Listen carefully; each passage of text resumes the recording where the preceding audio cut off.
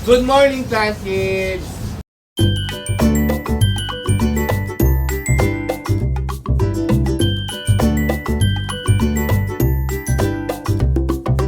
Next naman natin ay batch ng cactuses. Galing naman kay Precious. Okay? Si Erda. Ito yung moto. Sa Baguio naman siya. Sa Benguet din siya, pero sa Baguio nang galing. So, unang-una, ito, matagal na akong meron ito dati pa. Lahat ng colors. Kaso lagi akong unsuccessful. Ewan ko ba, basta, okay naman kasi siya sa full sun. Mas gusto niya sa full sun. Pero, yung sayo, yung itong rootstock, lagi siyang, sa rootstock yung lagi nangangayayat or nalulusaw o natutuyo. So, hopefully, ito hindi. Tingnan natin. No?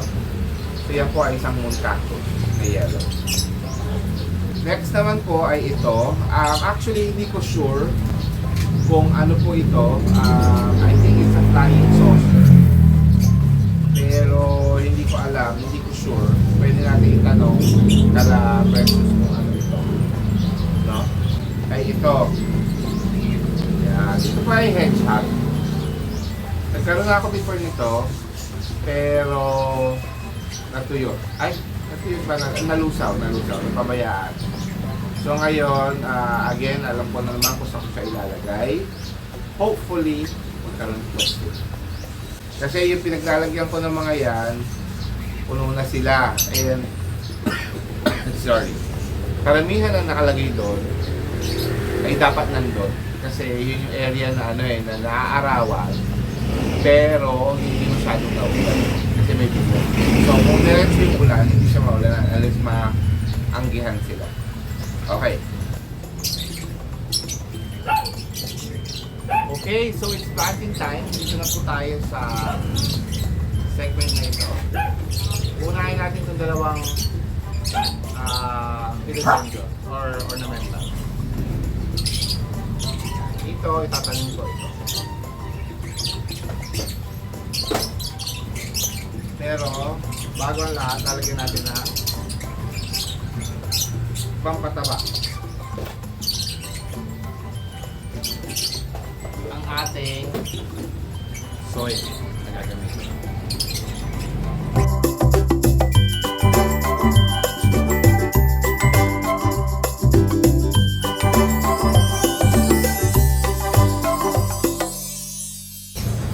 Ganun din yung halos yung laman. So hindi ko alam bakit ito hindi pa siya ganun stable. Kakapro pa lang nitong white knight.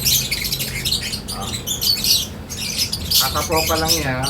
So I think magandang gamitin ko muna ay ganitong soil tawag dito media, itong coco fiber. Sa ilalim ko lang nilagyan ng coco peats at ito lalagyan ko rin sa ibabaw ng coco peats. Konti lang para hindi lang lipa rin yung coco fiber. Yan. Next ay itong ating cobra fern. Actually yung cobra fern, ang plano ko mas marami talagang coco fiber. So i-let go na natin to para halos coco fiber lang lahat. Konti coco fiber.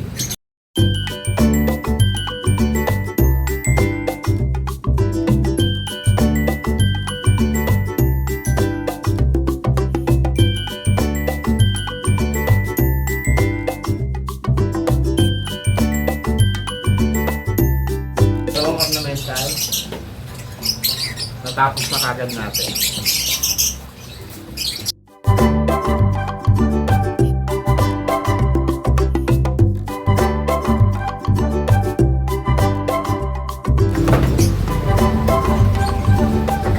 Okay, so ngayon naman, naihanda ko na yung mga yung mga para dito sa ating mga susunod.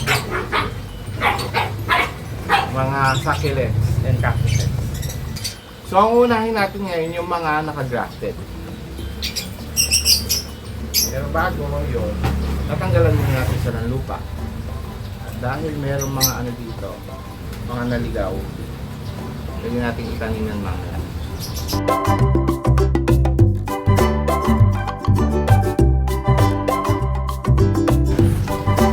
Ako, mas gusto ko talaga yung ano, kasi itong rootstock ng moon cactus ay dragon fruit. So madalas siyang malusaw talaga sa akin. Kaya mas gusto ko talaga itong rootstock na ginamit para sa ano,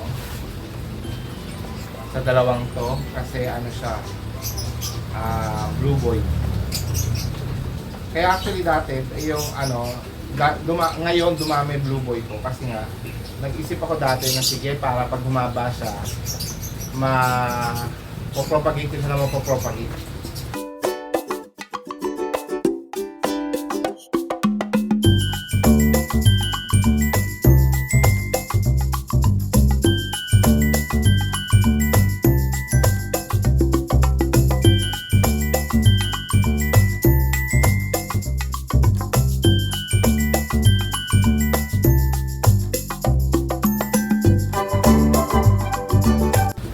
Okay? So next na natin itong mga maliliit.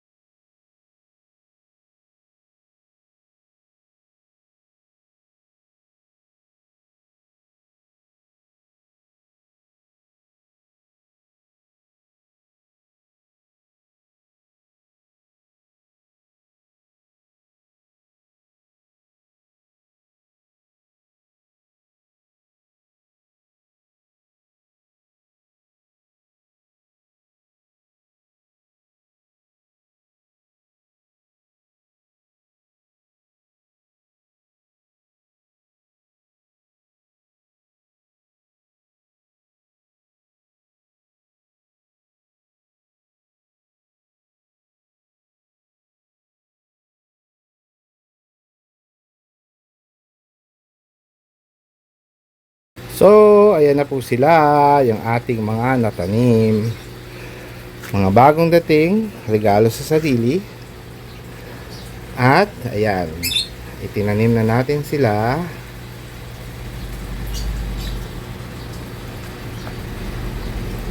Para mag-ready na sila for summer. I think, ito na ang huling pagbili ko muna ng mga cactus and succulents kasi summer na. Ayan. Okay, so natapos na po natin ang ating mga plant haul, birthday plant haul and repotting. So yan po ang aking regalo ko sa aking sarili for 2025 for my birthday. This is my 53rd birthday. So yun lang po. Maraming salamat po muli sa pagsama. I hope you enjoyed watching yung aking pagpapat at yung aking mga bagong haul, yung mga halaman. And kung hindi ka pa nakasubscribe, please do subscribe and please do share and like this video kung nagustuhan nyo at meron kayong mga kaibigan na mahilig sa halaman. And lastly, click on the notification bell para sa mga susunod nating videos. Okay? So maraming salamat sa ating mga kasama, kaibigan at sumusuporta sa atin. Lalong-lalo na sa Plant Family, sa Team Promote headed by Noli Ogani Official. Kasama po natin dyan sila Mama Donadan TV, Ate Josephine Bauyon, Weng PT Alamanay, Rolly Sales Vlog, Jeremy Hermano sa aming Bakuran Vlogs, David Mama E, Shining G, Yong's Channel, Kids Live, Daisy Succulent Davao, at ang mga bisita natin lagi, yung meron tayong premiere. Nandyan po sila Chumasina, Cortes Vlogs, si Lelin's Garden, Primitive Pulsor, and paminsan-minsan nandyan si Violis TV at ang mga kasama natin sa Japan na si Ivy Gara at saka si Juby Rose Hara.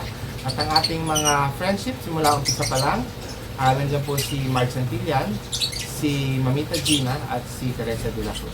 Okay? So, thank you very much again for watching. This is Plant Tatay Barry of Antipolo saying bye, Plant Kids!